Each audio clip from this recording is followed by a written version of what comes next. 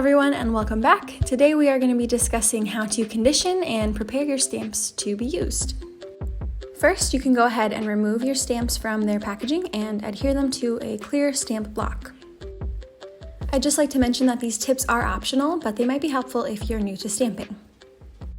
So the first tip that I'm sharing is not necessary for the RubberStamps.com stamps that we have here, but some brands need to be prepped with an eraser to remove the manufacturer's oil that comes on the stamps.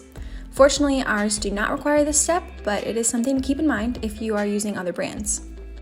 So to remove the residue, you simply take an eraser and wipe off the stamp.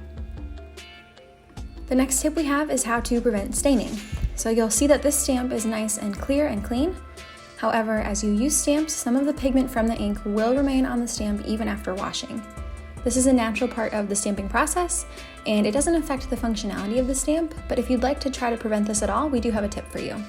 So before you ever use your stamp with a pigmented ink, you'll want to use this Versamark Watermark stamp pad, which is a clear ink. Apply a decent amount of the clear ink and stamp on some paper. Don't clean this Versamark ink off the stamp, but proceed to use your stamp with pigmented inks. And if you don't want to waste the clear impression you have on your paper, this would be a good opportunity to use some embossing powder.